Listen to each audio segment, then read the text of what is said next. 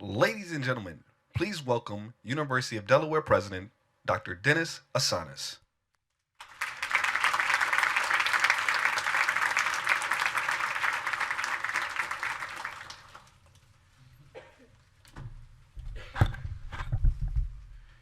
Good morning, everyone. What a great crowd. My name is Dennis Assanis, and I'm honored to be serving as the president of the great University of Delaware. The university, in fact, is proud to be the alma mater of Vice President Joe Biden and, of course, the host of the Biden Institute, which is organizing today this very interesting and timely panel on quality jobs for American workers. This is a very timely topic for discussion today, and we're fortunate to have an amazing panel that I'll introduce in a minute to help us lead the conversation. This year, as you know, marks the 10th year anniversary of the financial crisis that came to be known as the Great Recession. Over the past decade, many good jobs have disappeared or changed significantly, but at the same time, many others have been created. As we continue to move forward from that chapter in American history, we look ahead to the exciting innovations that will impact our lives and shape tomorrow's economy. At the University of Delaware, we are in fact making discoveries that have the potential to change the world and continue to help drive progress in our economy and the society. For example, our researchers and our students are innovating the new biopharmaceutical drugs, those that have the potential to cure cancer and Alzheimer's and Parkinson's and autoimmune diseases and diabetes, types of drugs that everybody needs that are based on biology. And we're innovating the manufacturing processes that are going to bring those drugs closer to the patient and faster to save lives. And we're also working on the next generation connected and automated vehicles to make them safer and to make them more fuel economical. So our streets and our cities will become smarter and safer as well. And we're making agriculture more efficient. We're finding energy solutions that are sustainable and environmentally friendly. We're securing cyberspace, and we're discovering ways to make next generation materials more quickly and more inexpensively. We're also committed to advancing inclusive excellence by building a more collaborative and equitable world. Diversity and inclusive excellence and global understanding are hallmarks of the University of Delaware. In fact, we were the very first university that invented study abroad by taking our people, our students, back in 1923 with Professor Kirkbride to France to help them appreciate their place in the world. All of these innovations and adjustments, as well as many others, hold the promise of improving the quality of our lives, the health of our families, and the strength of our economy. At the same time, we know that more automation and globalization brings with them the potential for significant disruption. New industries and new jobs require different skills and fresh ideas. At the University of Delaware, we are focused and committed on preparing students to succeed and even create these high-quality jobs by providing them with a high-quality education. We value interdisciplinary teaching and research, authentic experiential learning, a global perspective, and an entrepreneurial mindset in every field. As many of you know, a few years ago, as you get into Newark, Delaware, we had the Chrysler plant, which during the time of the Great Recession that we faced, unfortunately, Chrysler was bankrupt and the plant was shut down. And yet, the University of Delaware has acquired those 272 acres of land, which we now call the STAR Campus. It is the Science, Technology, and Advanced Research Campus, where the University of Delaware meets the society, the industry, and the world to create solutions to the big challenges. So that's where we're positioning our biopharmaceutical innovation, our partnership with Chemours, a Fortune 100 company, our health sciences tower, and so many more exciting things. So we invite you to come and visit our University of Delaware. And automation, globalization, and other innovations also create the need for new laws and new public policies. So we're working on developing these solutions as well. And at the forefront of all those is the Biden Institute, as well as the School of Public Policy and Administration. And those of you who are into US news, we moved up 11 notches yesterday. So we're doing very, very well. So we invite you to take another look at the University of Delaware. So programs like the one today and others we've hosted on our campus help drive the essential conversations about ensuring that we move forward together toward the future of quality jobs for all American workers. So at this moment, it's my real pleasure to introduce the panelists and hear their thoughts on this topic. And of course, let me mention that they're coming from government, from industry, from academia, and from the policy arenas. We have Virginia's Lieutenant Governor Justin Fairfax.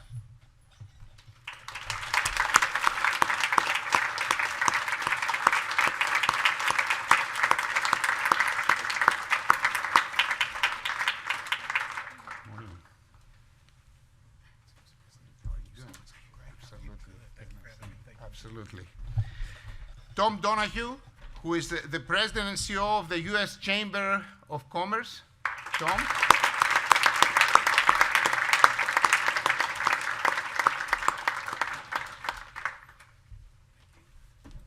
Thank you. Dr. Charlene Dukes, President of Prince George Community College.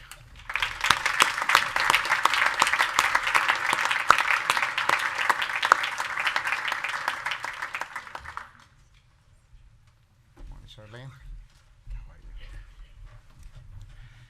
And Heather Boucher, who is Executive Director and Chief Economist at the Washington Center for Equitable Growth.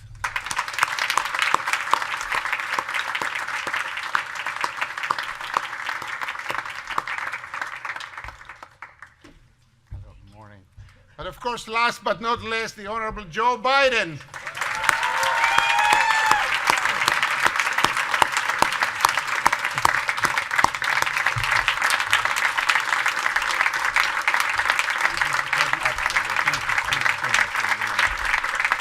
Folks, thank you.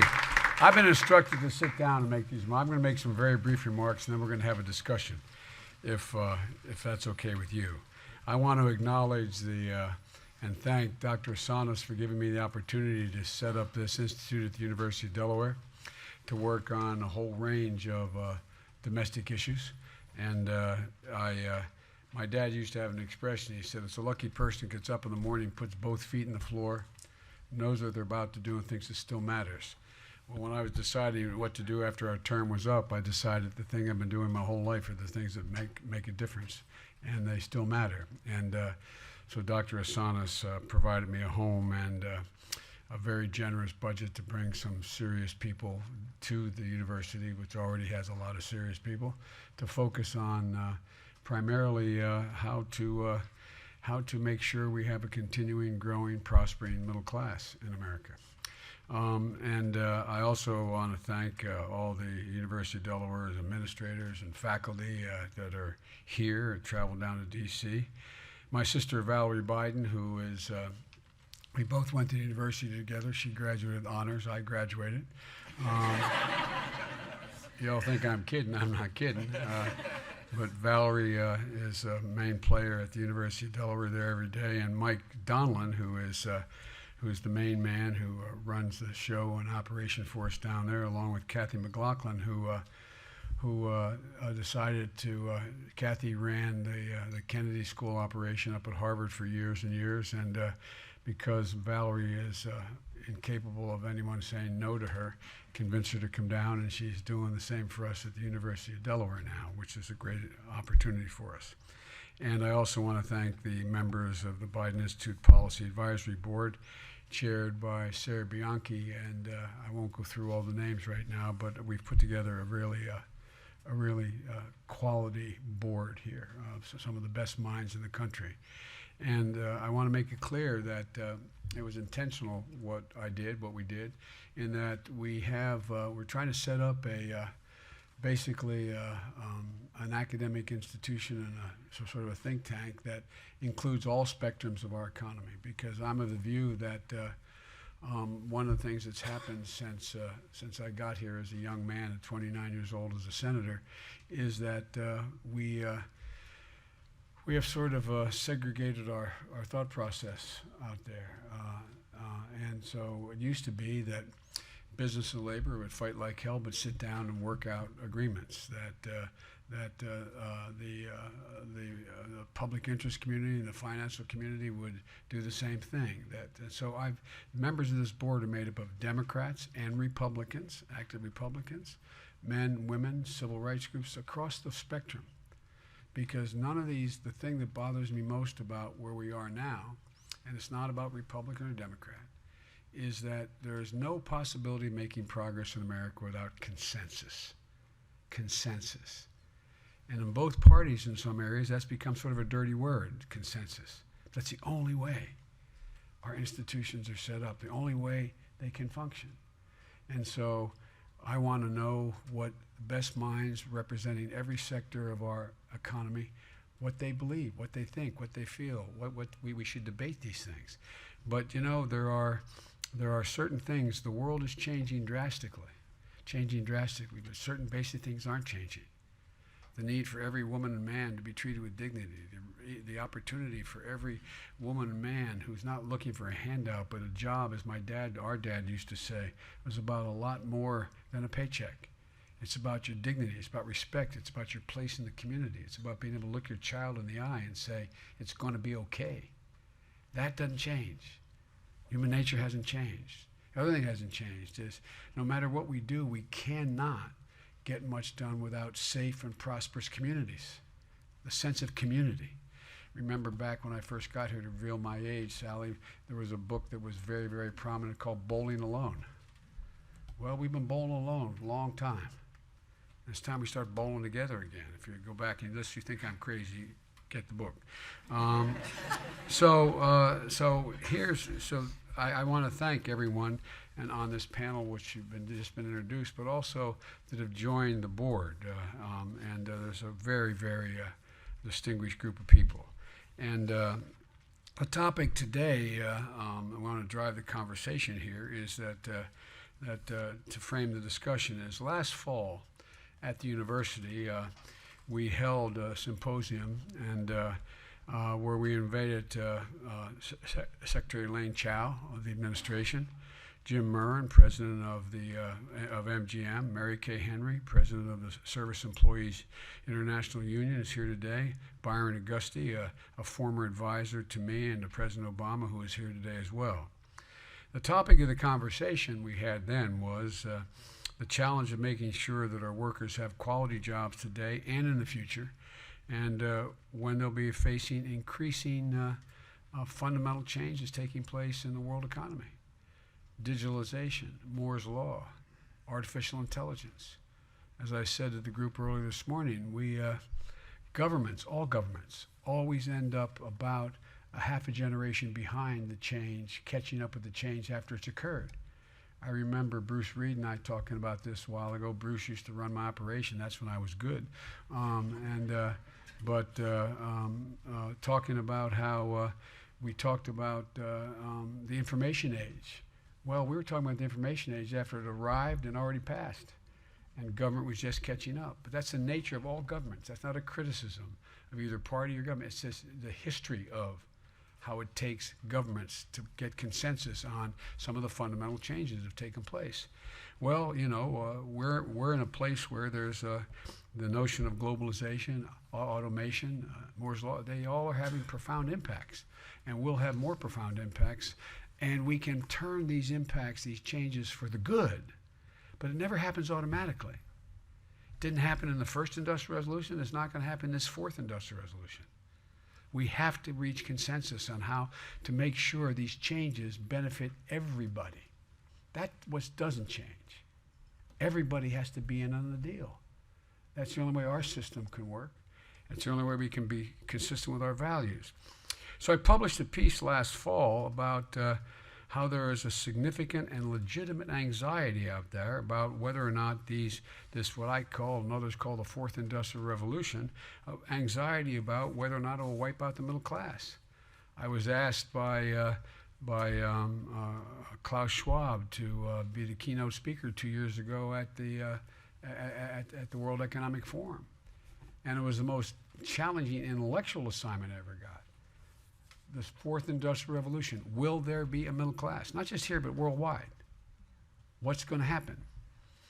And I think it presents as much opportunity as it does dread, but we've got to address it. And so I noted that some leaders, for example, they were very kind at Google, asked me to address their, what they call the Zeitfest. Do I have it right? Is that what it's called? See how I'm dating myself. But in Arizona, they had some of the best minds in the tech world gathered, about 1,000 of them there, and they asked me to come and address their conference. I guess it's a 3-4 day deal. And I was happy to do it, mildly intimidated to do it, but I was happy to do it. And, excuse me, and there are a lot of good people, brilliant people, but they're talking about a universal guaranteed wage for everyone as they get displaced by science and technology, et cetera. And I stood up and I said, you mean well, but that's not how humanity functions. That's not how Americans function. They want to be able to know they're not getting a stipend for doing nothing. They want to be worthwhile. They want to be able to do something. Do something. Now, in extremis, if there's nothing to do because of the nature of the economy and recession or depression, yes, you provide the basic needs that people need. But so one of the debates here is, my answer is that I believe the foundation of our economy is built on basically 3 pillars. First is we need to make sure hardworking Americans have the skills and opportunities to obtain and retain a job. Tom and I have been on different sides of the political spectrum, but I consider him a friend, and I hope he considers me a friend.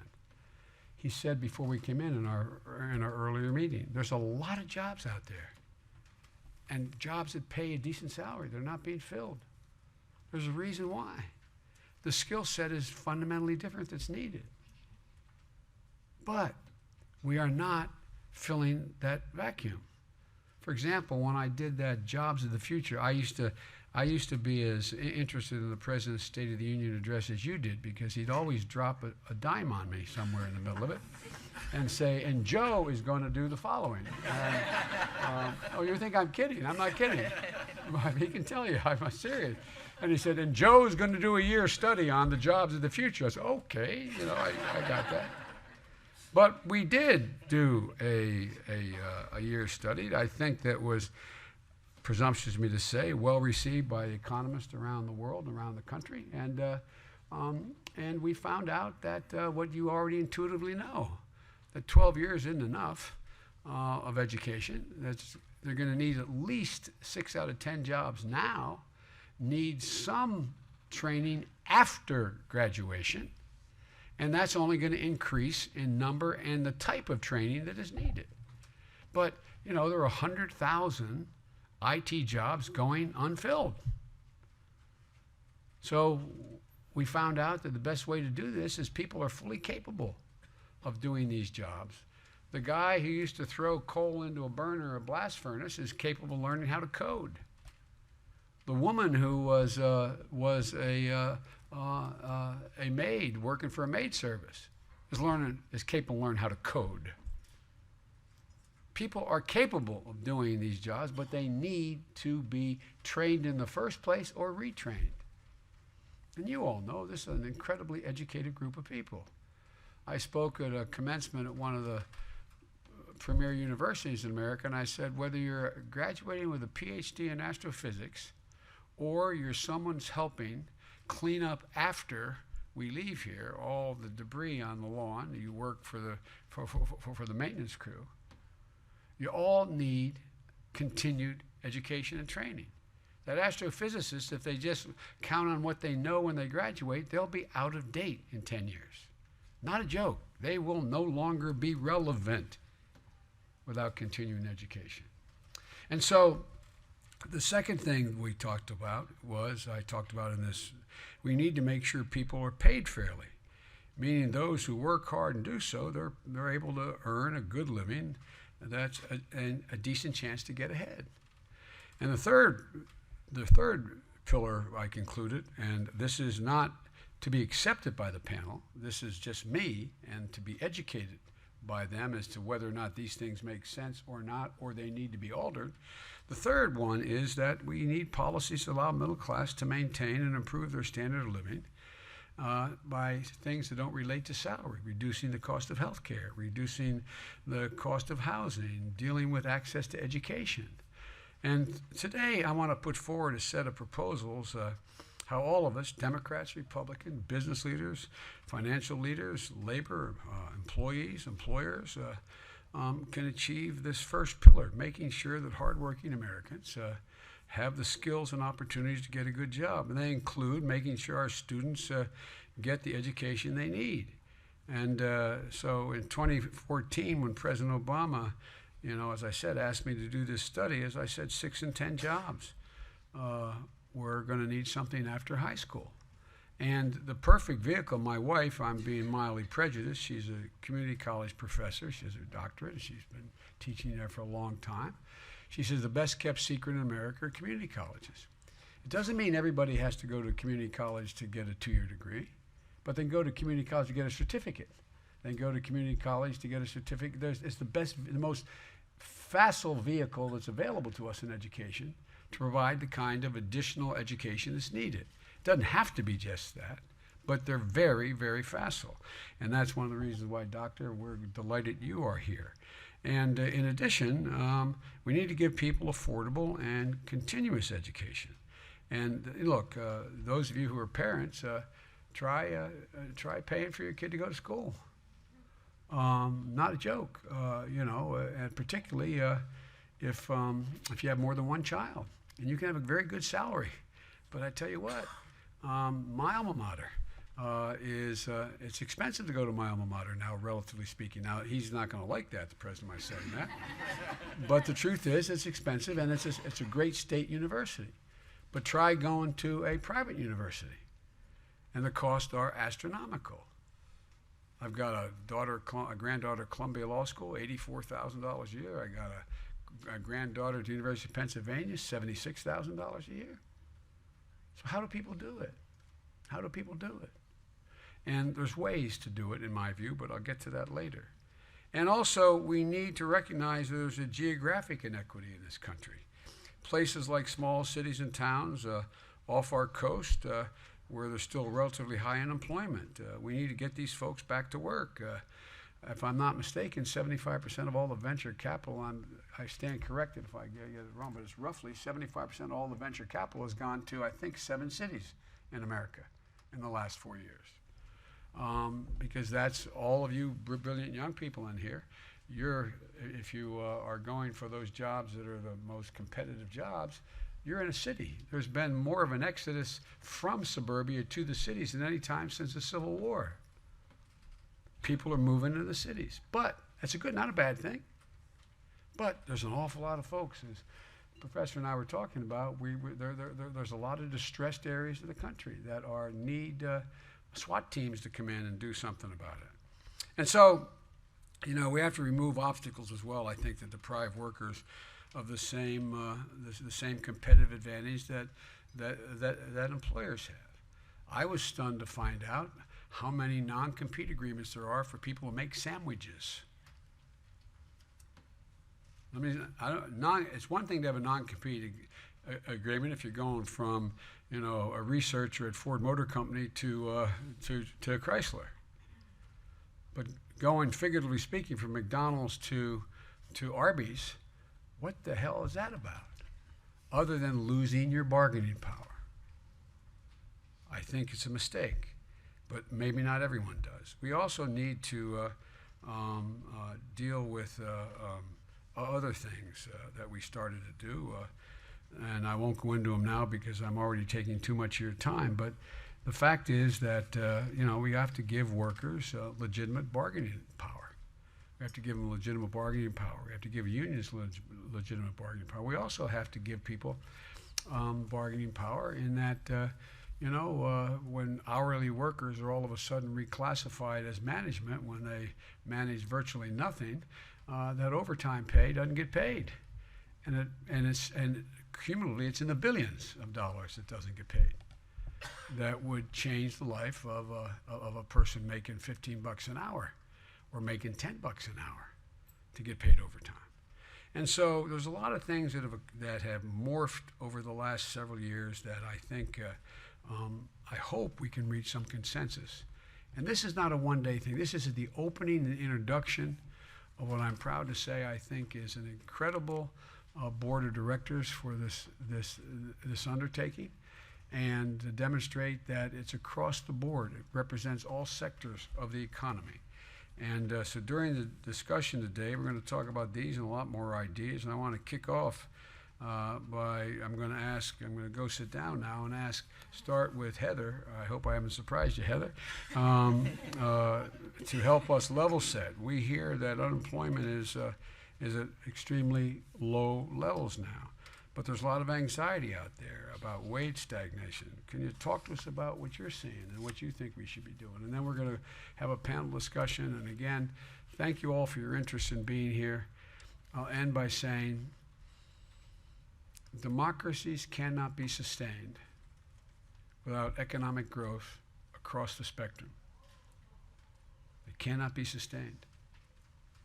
In history, I don't know that any have been.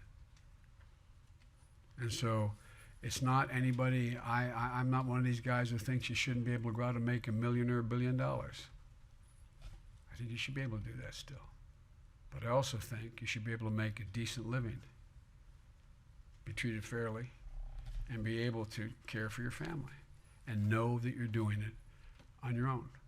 And so that's the level set we're going to talk about here. Professor, it's all yours. Oh, thank you. Thank you.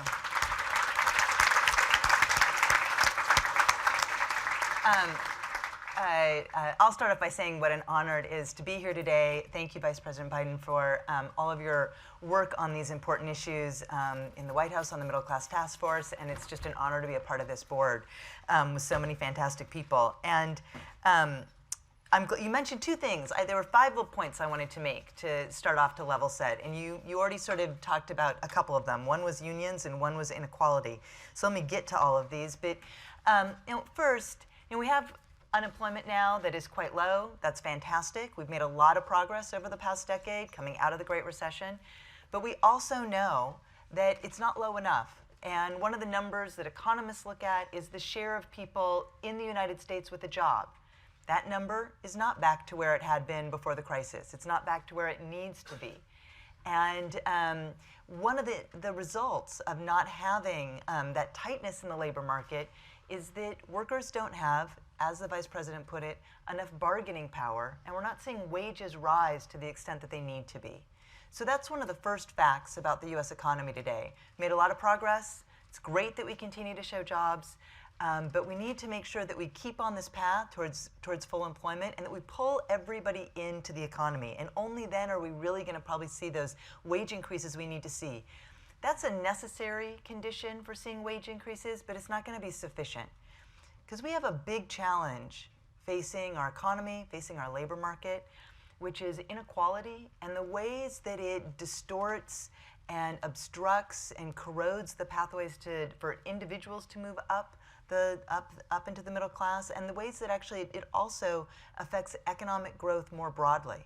And so if there's one thing that I want to emphasize, it's that these challenges that we're facing in the labor market today, they're about people, and they're about people in real communities, and a lot of you will talk about that.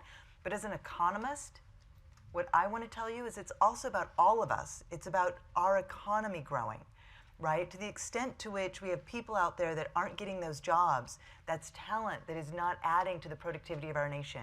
It's economic demand that isn't driving economic growth. And all of this is creating a corrosive effect on our politics and our policy outcomes. So we need to address these problems not just to help individual families, super important, I'm good with that, but I also want to do this because it will benefit us all. It will push America to be a more competitive economy. So a couple other level-setting points about where we are in the labor market today.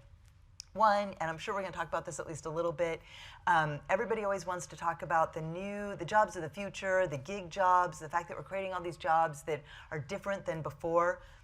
That's important, but that's a piece of a long-standing issue, which is the rise of contingent work more generally. There's a lot of workers whose jobs you can't get on your phone, so they may not be cool, but they still are in that kind of work that isn't paid fairly, that isn't stable, that doesn't have stable hours, and that may be too few hours. Economists call that contingent work or involuntary part-time, but that's been a long-standing problem, and it's been growing. And the gig economy and all of these new jobs are a part of that, but we need to sort of see that for what it is. Economists have recently estimated that between 2005 and 2015, those jobs have grown by 50%, and they've accounted for almost 100%, over 90% of employment gains over that period were in this kind of work overall.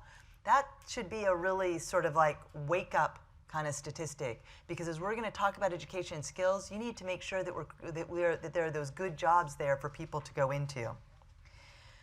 The third point I want to make about the level setting, I don't know how many of you read the New York Times or caught this fantastic article and interactive graphic that showed up, I believe it was yesterday or the day before, by Raj Chetty and his team, talking about the importance of race in America.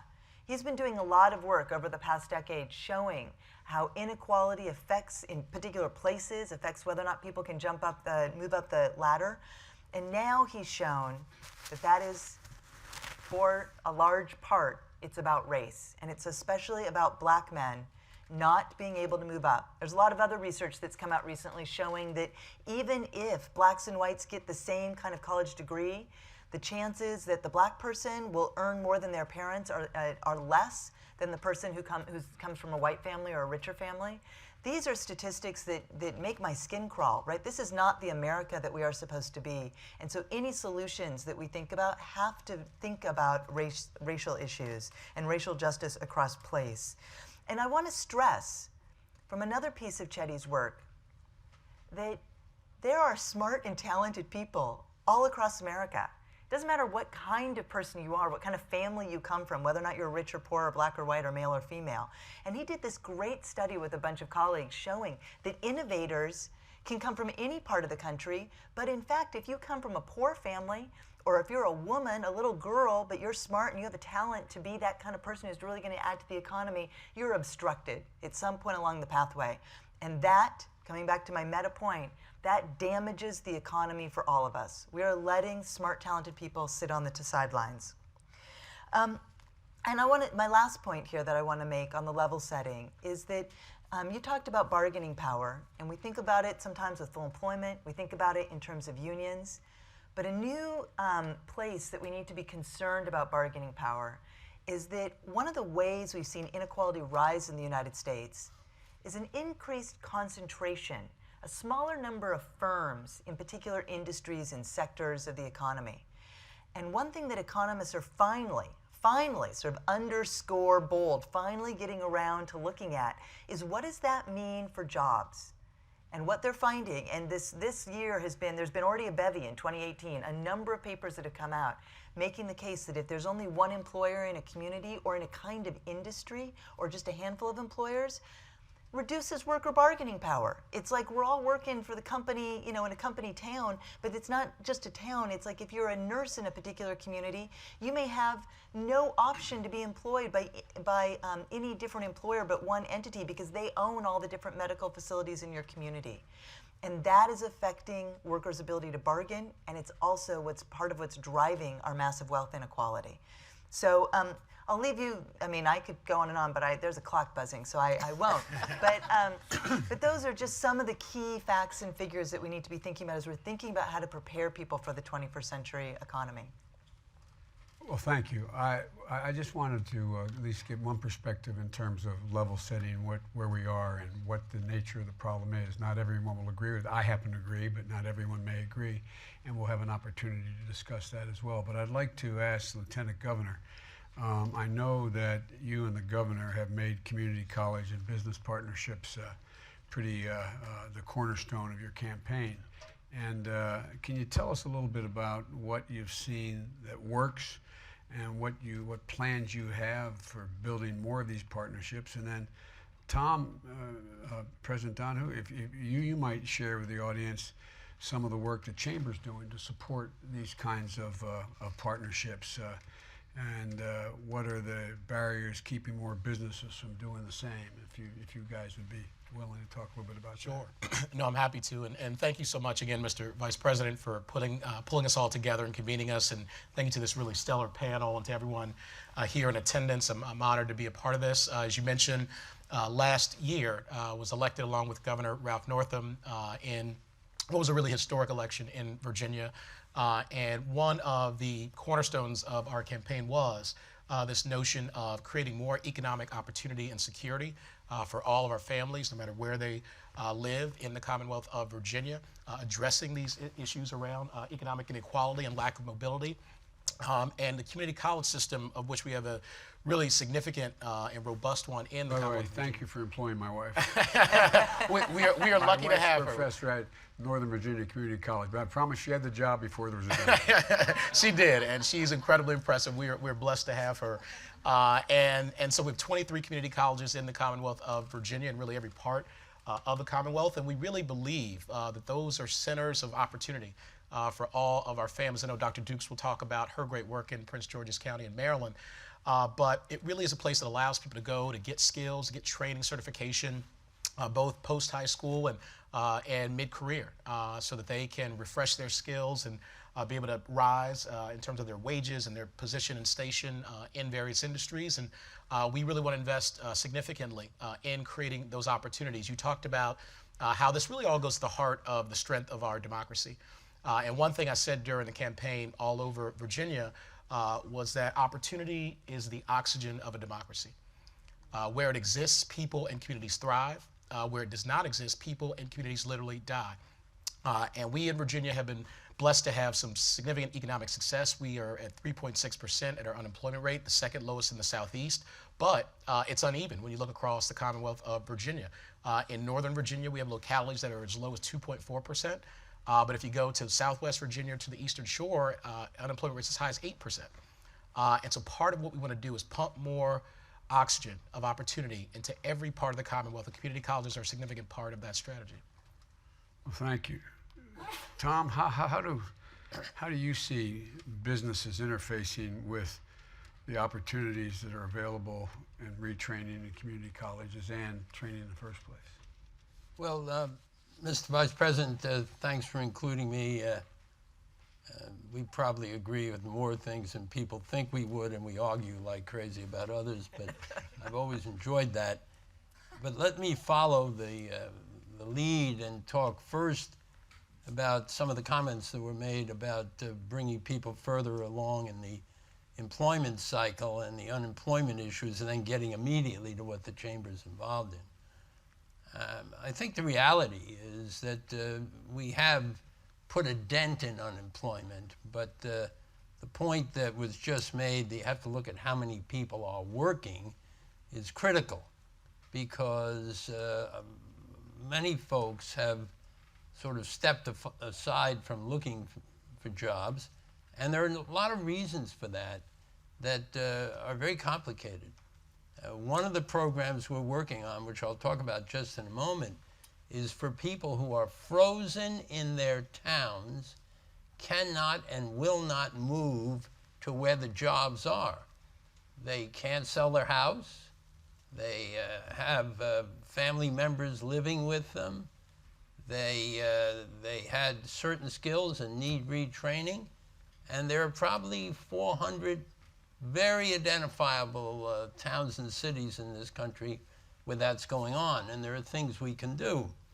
So while we're down to what we used to consider full employment, percentage-wise, that's all right, but it's only a percentage of those people that are still aggressively looking for jobs.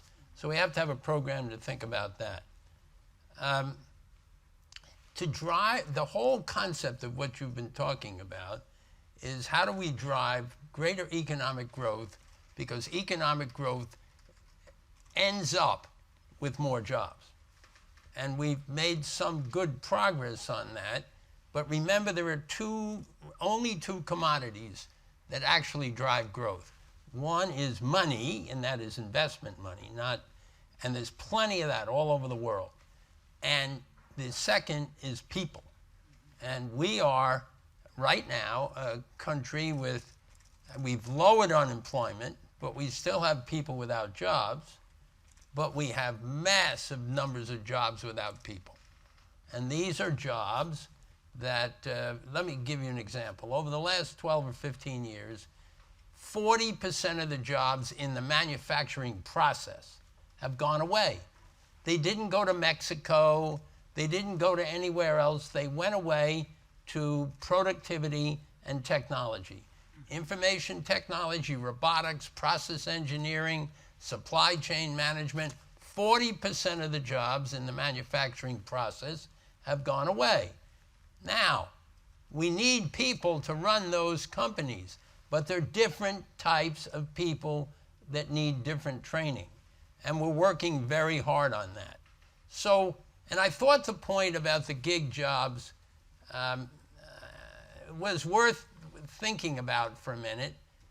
There are two reasons that you see a lot of that. It's technology, productivity, creativity, but it's also who are the people that we're trying to recruit, that we want to come to work, and many of them, they want to live where they want to live, they want to work the way they want to work, and we've got a negotiating issue here. Everybody talks about the millennials, and as soon as they, then the next group, we've got a new name for them. Now, we used to just talk about the people in the country that wanted to come to work, but now we got all different classes of them. The bottom line is we need to find work that those people are attracted to, because if we can't get the people, we can't drive the economy. Now, let's go to a couple of the points that were talked about. I'll stay here all day and talk about community colleges. They are fundamental to the whole education system. The point you made, Mr. Vice President, about how do you send a kid to the University of Pennsylvania, where you mentioned what that costs, not even people making well over $100,000 can't pay the full freight to send a kid there. So most colleges have a great deal of aid for various different levels of students. But what parents are doing, this is a new issue for community colleges. They have 2 or 3 kids. They have a little family meeting and they say, look, here's what we're going to do. You're going to go to the community college for the first 2 years. You're going to do very well. Then we're going to send you to 2 years to one of these kind of colleges. You'll have a basis to go there. You'll be accepted because the universities, they lose people after the first 2 years, and they're looking to keep some of those numbers up, and you can get some pretty good aid, and we think we can do this. Community colleges are really great too when companies come into a community and they say, look, we want to bring a business here, but we need to train people that live here in these skills. We'll help pay for it. And you can go on in the things community colleges do. Just 2 quick issues. Many people go to community colleges and get degrees that help them in the medical field. Nurses. We're very fortunate family. When our sons and I started doing a little bit of business together, my wife said, it's a German, she said, I don't trust you guys. She went down to the community college and got a CPA. Then they called her the Pope because we never could make an investment unless she blessed it. But all of this happens in community colleges. Now, let me just talk for a few minutes about the things we're doing. And the one is, we call it America Working Forward. Those 400 communities around this country, there are a lot of things that cause their problems. One of them is the last factory left, the last remanufacturing place left, the last call center left. And what do you have left? You have a lot of people who are unemployed, but they have public assistance, they have some pension, they have Social Security, and if a junior lives at home with his family and they can pay the mortgage, well, that's a good deal. Got to work on that. But metabolic disease is rampant in those communities, and that means obesity and diabetes and all of that. Second, that community college is not doing as well because, the governor's got to figure out where he's putting his money, and maybe not there. And then, you got a hospital there, if you're lucky. But what are we doing with hospitals? Because of the massive cost, we're consolidating hospitals. So then there are jobs that go somewhere else. And by the way, everybody knows that we have a significant increase in drug problems and more difficult ones. In fact, we're very involved in trying to help on this opioid thing. So we are, and you'll have Mike Morrell here later today. We're very, very involved in a program which we've gotten Mike to chair, and we're making a major inventory of every one of those communities. What used to be there? What are the skill levels there? How many of these? How many of those?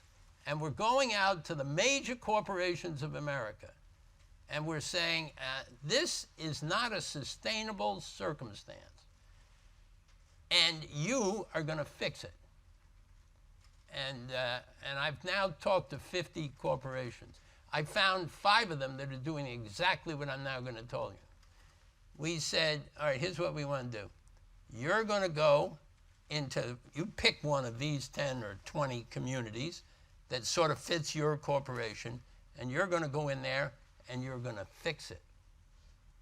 What does fix it mean? Well, you've got to bring some employment. You bring a factory, you bring a service center, you bring a remanufacturing center, you bring a design center, you bring something, you put it there. As soon as you put it there, we're ahead of the game because other people are going to come there as well who want to do business with that thing you've set up. Oh, by the way, it's really not going to work if we don't fix these other problems.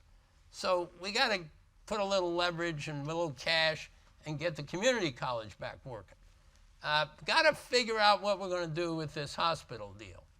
Got to figure out how we're going to get some of these people that are frozen unemployment, can't move to where the jobs are. We got jobs all over the country that need people, and we have people all over the country that need jobs, and we got to figure out how to match this up. Oh, by the way, I said to those CEOs, if you want to be real smart about this, don't take a nickel of federal money. Don't take a nickel of state money. Go use your own money. By the way, they do this all over the world. When they move into a new place and they set up whatever they're doing around the world, they sustain communities. I really believe that we can make this work. There's another benefit for it. People generally don't get too excited about major corporations. They always find some fault with them, even though they create most of the work for small businesses. If you ever stop and think about that, Boeing and Caterpillar and all that, between them, they probably hire 45, 50,000 small businesses. So small business and big business very close together. I think if we do this, we're gonna do much better. And the value to the American company, if they do it, if they over the next 5 years get that deal going and we get 100, 200, 300 of those doing, never have to hire a PR firm again to say what's the value, what American major companies do in this country. Let me end with 3 very quick paragraphs. We have a major program we're about to announce in the next weeks with Howard University. We too have a real challenge. And by the way, we've got great diversity at the Chamber. Women run the whole place. In the top 20 people, 14 of them are women. I mean, I work for them just like the way you do. But I'm talking about people that make big time money. But the big deal that we have challenges is people of color. We've got a lot of other nationalities and backgrounds, so we're going to build our own for the associations that work in this city and elsewhere. So how do you do it? We've got a program where we're going to get we're working with the president of Howard.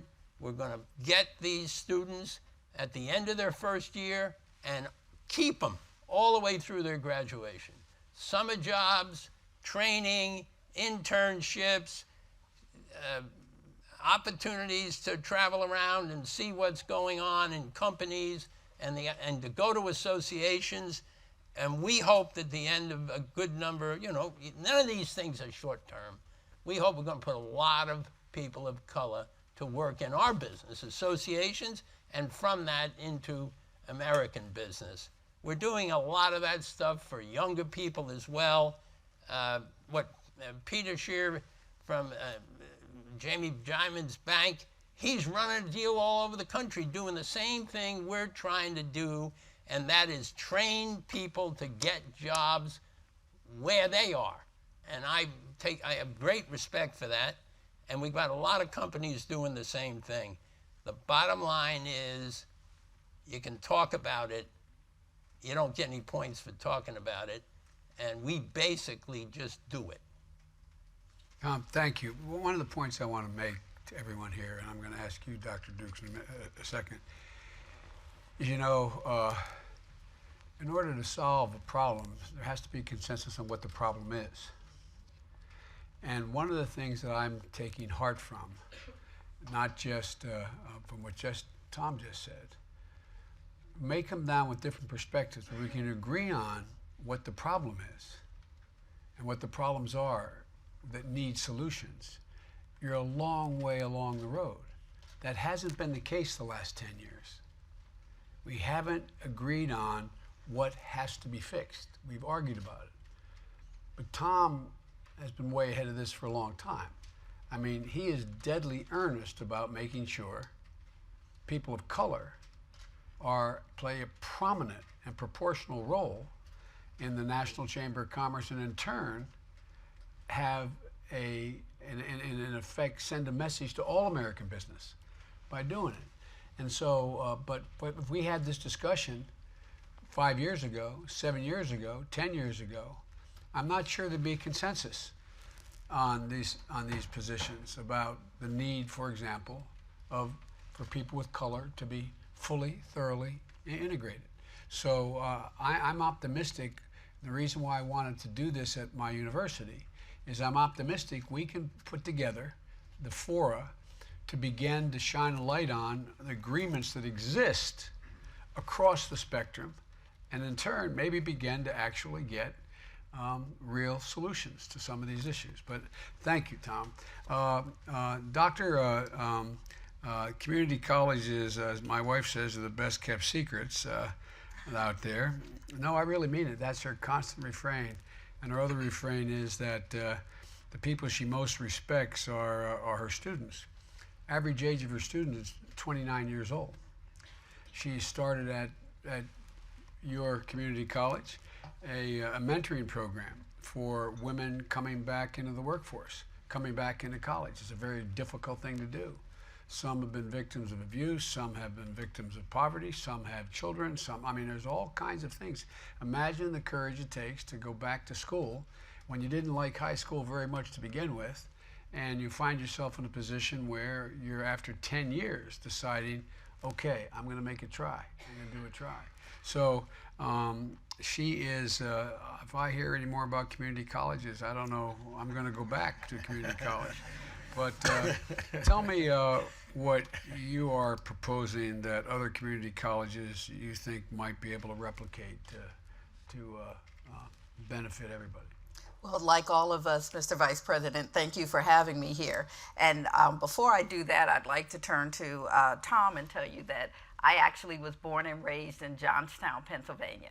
So I understand what it means to come from a small town where the industry left, and that was steel mills and coal mines. And when I go home, I see the difference between when I was growing up and what that town deals with today. Scranton, Pennsylvania. Absolutely, absolutely. So, and I have the pleasure of serving as the president of Prince George's Community College, 40,000 students, 93% of whom are students of color. Average age is 28, 80% work at least one job. At least one job, while they're also trying to pursue a higher education in order to change the trajectory of their lives, the lives of their families, and the lives of their communities. So what we've understood is that it's about partnership. It's about seamless partnerships with K-12, understanding how young people move through K-12 into higher education, whether it's the community college or some of our four-year public and private partners in the state of Maryland, and then at any one of those junctures into the workplace. And what we've determined is that partnerships are absolutely critical. What that means from a K-12 perspective is how we introduce young people to the concept of college, the idea and the actuality of college very early in their high school years. So we actually have 7 high school programs where students start in the 9th grade and they are pursuing high school and college simultaneously.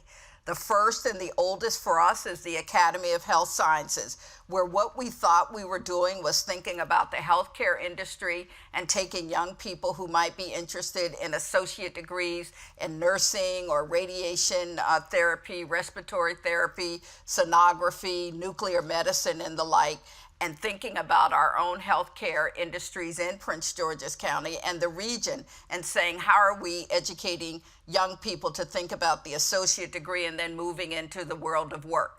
50% of those students must be low income or first generation college.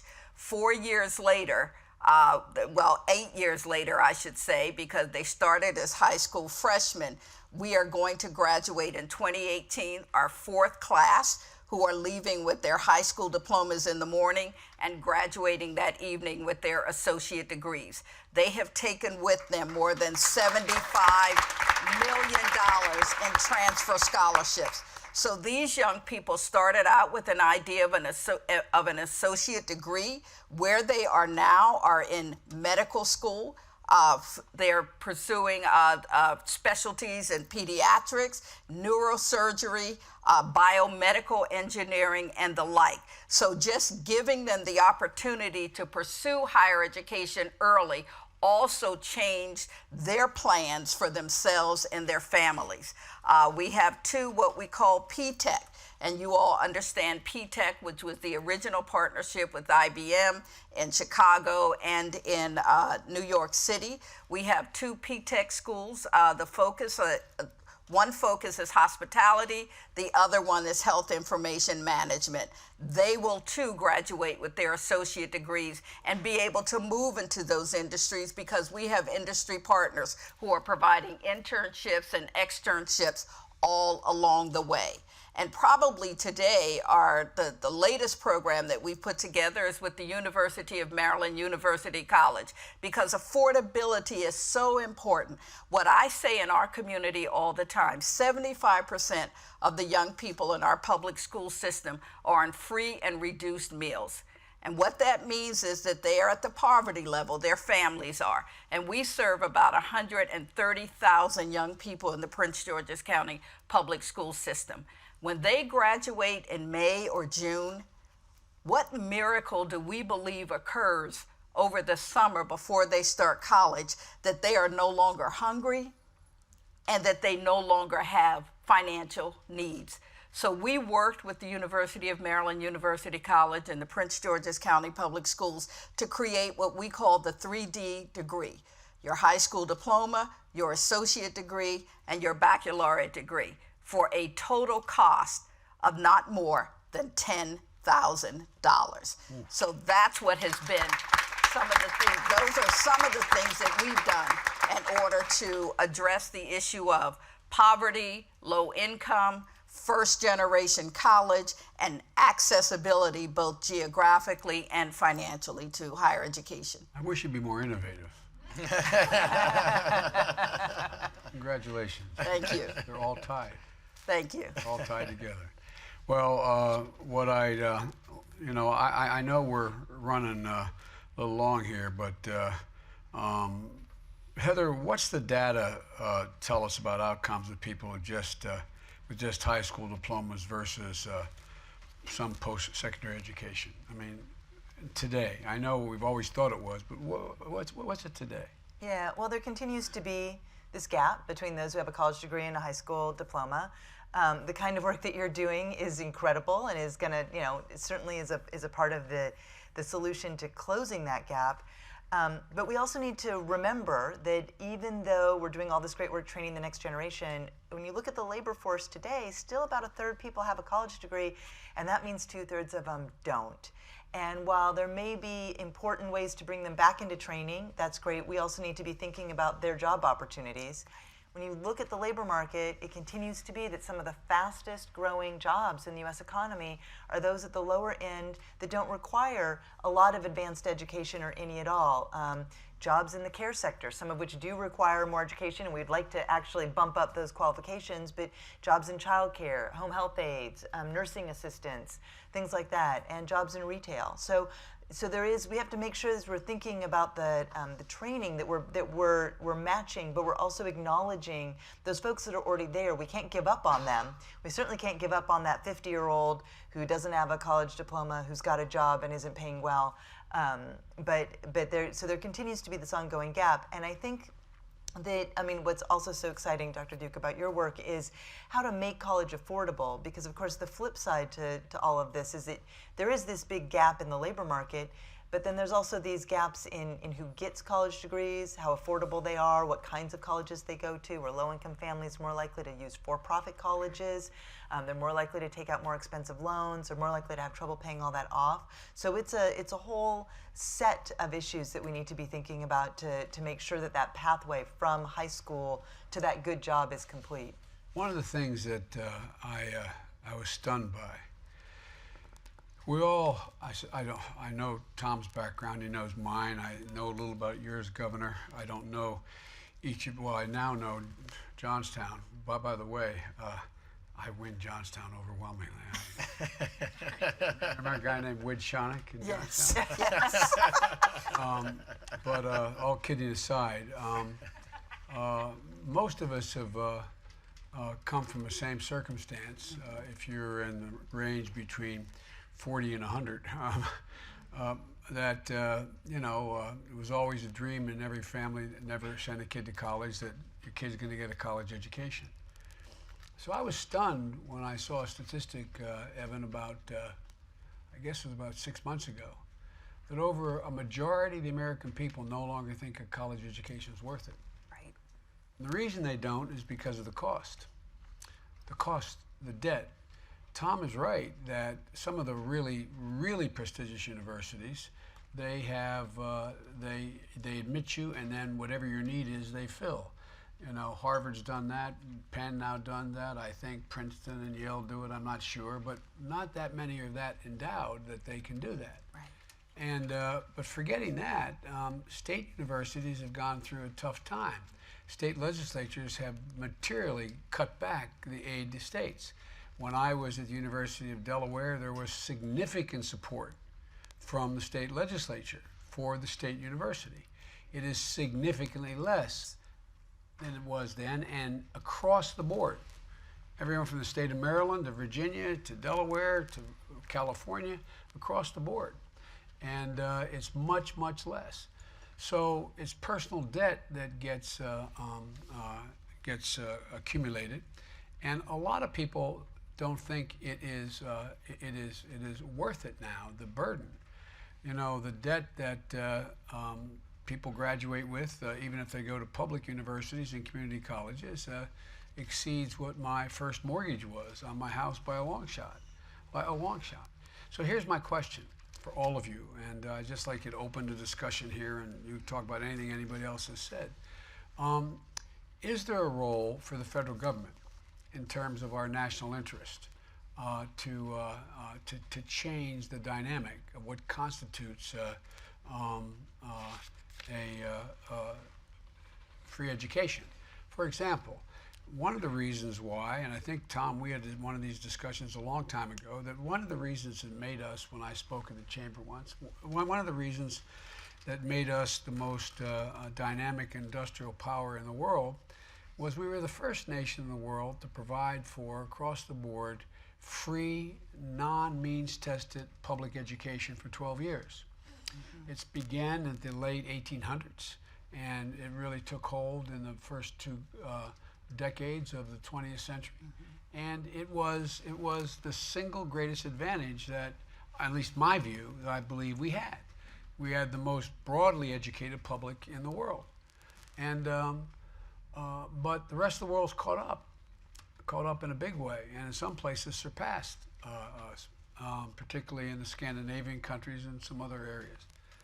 So the question I raise, if I always do this with my staff, if we were sitting down for the first time to decide how much basic education is enough to be able to compete in the 21st century, and we were setting up a system to begin with, would we have only 12 years of non-mean tested free education, or would there be more?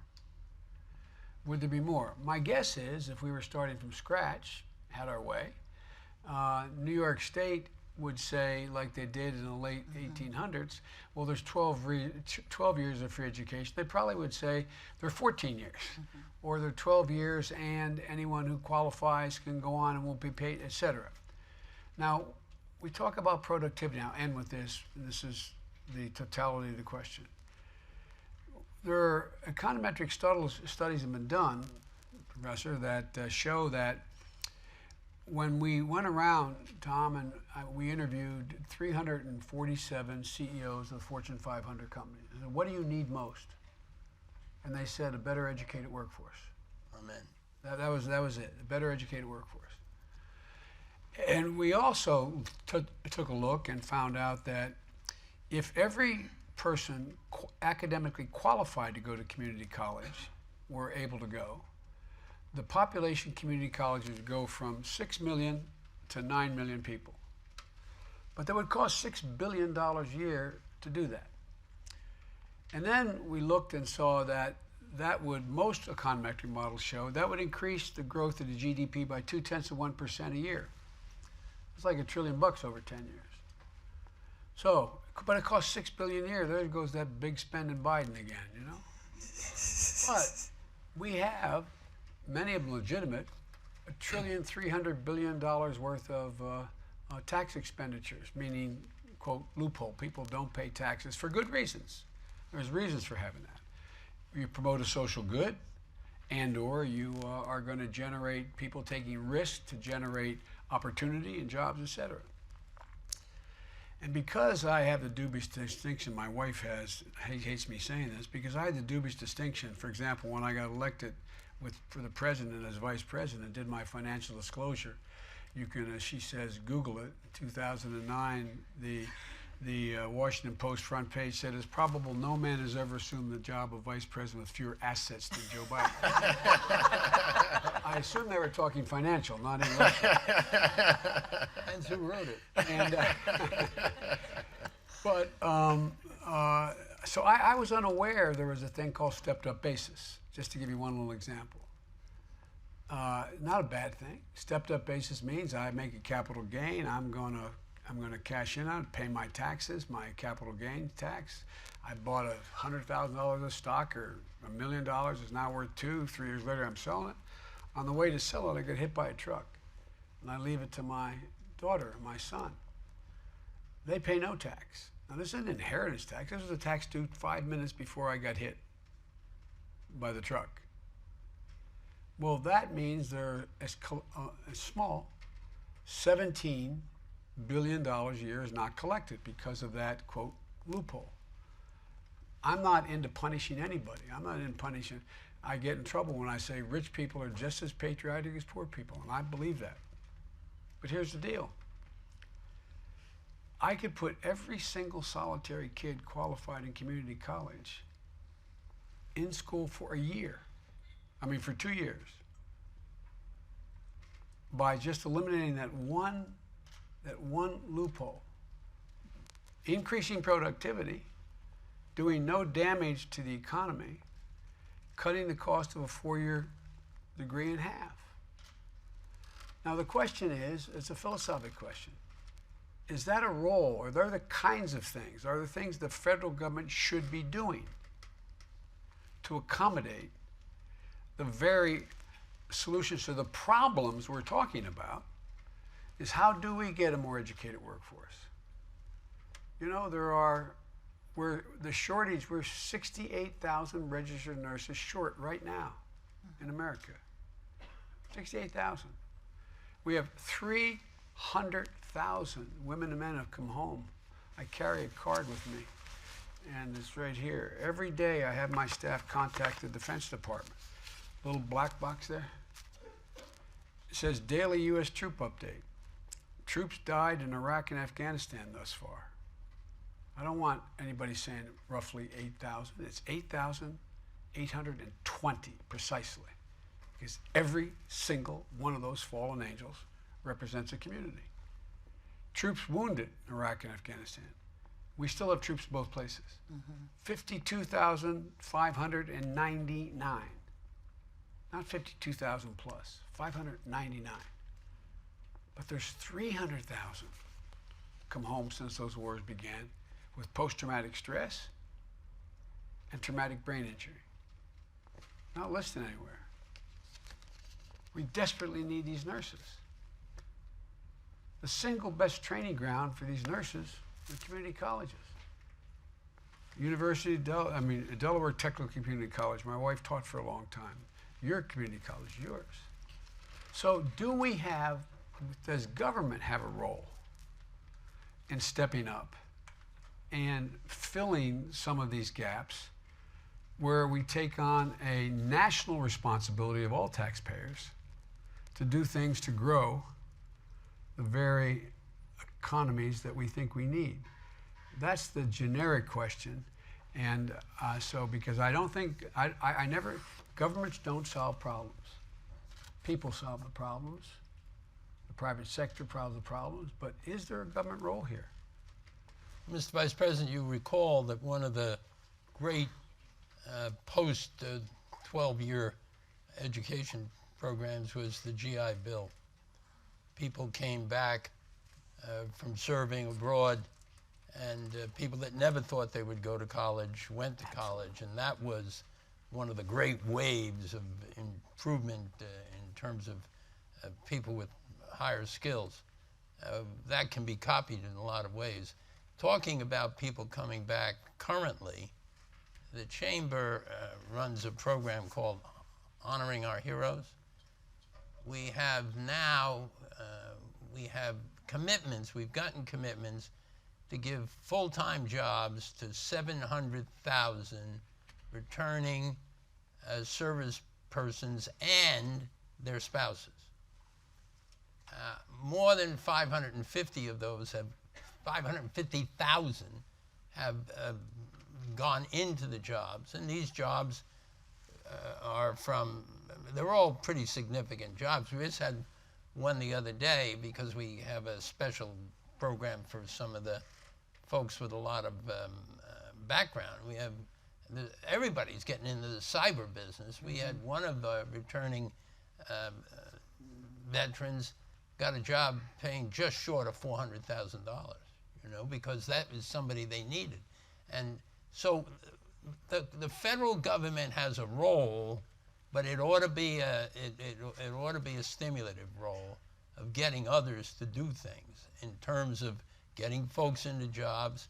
I do think if you and your team took a really careful look at the GI Bill, you might find some ways to adjust that in a way that gives you a huge return in a collaborative way with universities and others.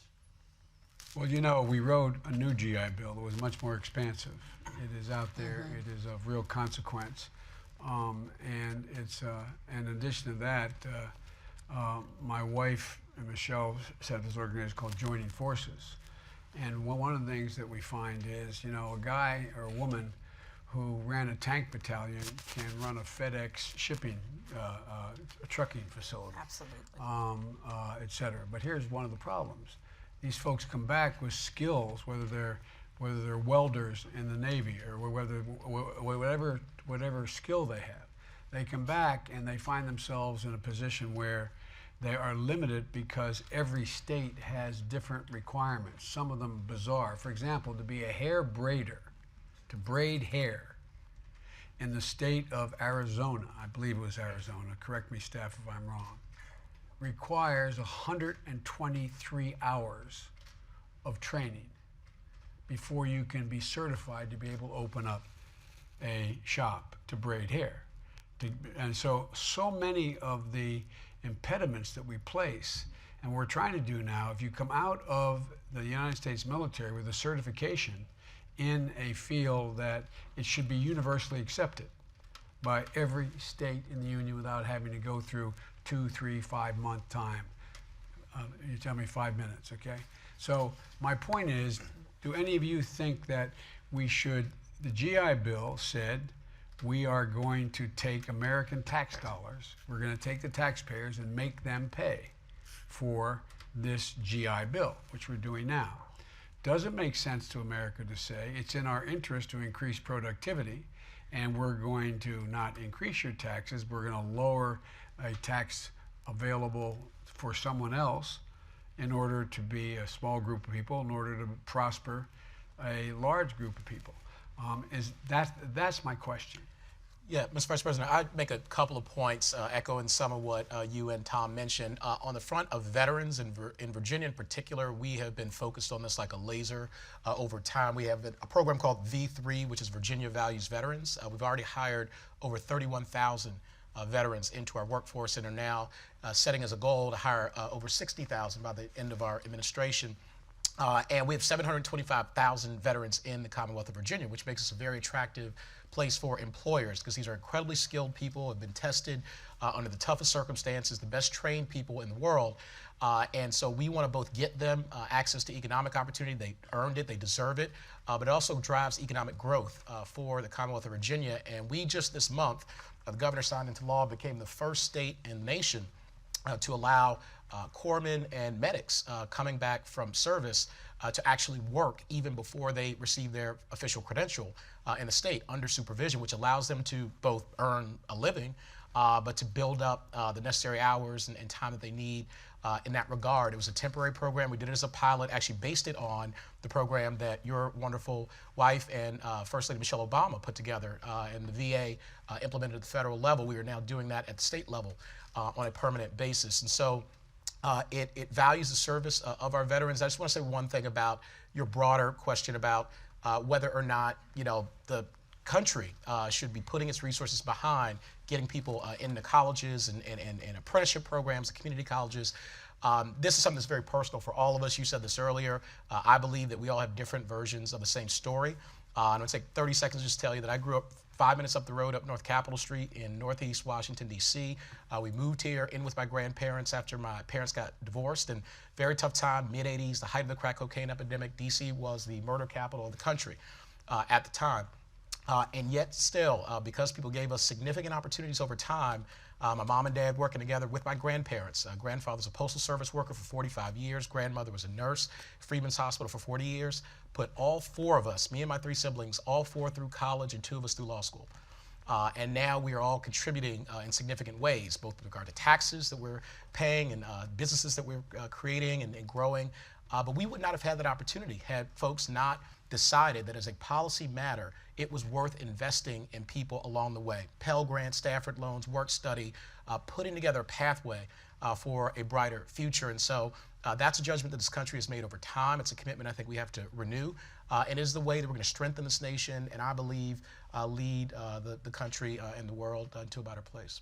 Doc?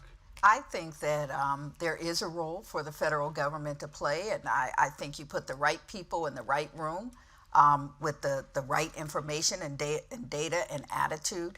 As you well know, that there are probably across the country now about 250 promise programs where communities, either through philanthropy or through local governments, are coming together and saying, how do we support getting people in college? And it's not just associate degrees, but it's also short-term workforce training kinds of programs that could be anywhere from 6 weeks to 6 or 8 months in length, but really put people out into the job market fairly quickly. We have worked with, as you know, Martha Cantor on this work in Civic Nation, and very proud that our local government stepped up and said, you know what, we're going to create a Promise program in Prince George's County. But we know that this doesn't occur by happenstance. It occurs by people really being committed to communities, understanding the economy, putting people back to work. And I think going back to what you said initially is understanding the worth of a person through work and contribution to his or her community and taking care of their families. So absolutely, I believe that there is a role. Well, look, our time is up. We're going to have a lot of chance to discuss this and a lot of other issues over the next year.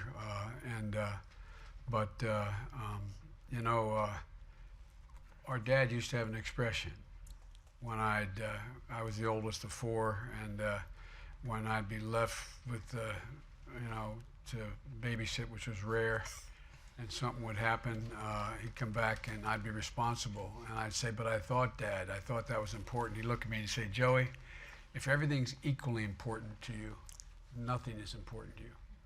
If everything's equally important to you, nothing's important to you. We constantly make judgments in American society at the federal, state, and local level as to how to spend tax dollars. That's done, and it's allegedly done on what will benefit the community most, what will benefit the community writ large most. And so it seems to me that the things that we've always looked to relating to the tax code as well as the budget is what are the things that will most increase opportunity and productivity in America. And in my view, if we put 3 million more people in community college, increase opportunity and increase productivity, and there are priorities. What do you want to spend your money on? Do you want to spend the money on giving folks a stepped up basis for $17 billion? They're already doing very, very well. Or do you want to spend six of that, $17 billion, to increase productivity by 2%? I guess that's what makes me that wacko liberal guy. But I think it's just basic priorities. And I think that will be part of our discussion with the board and this group. It's not central to it. It's just, I think it's a philosophical question that at the base there's certain things that I think, as much as the economy's changing, certain things don't change. Certain basic fundamental commitments about opportunity. And so with that, I want to thank you all. I hope you found it as informative as I have. This is just the beginning. Thank you all being here, and I want to thank the press for covering this, because I want this to become, which it already is, but I want to play our small part in this being a national debate, a national discussion about how we move forward. So thank you all very, very, very much.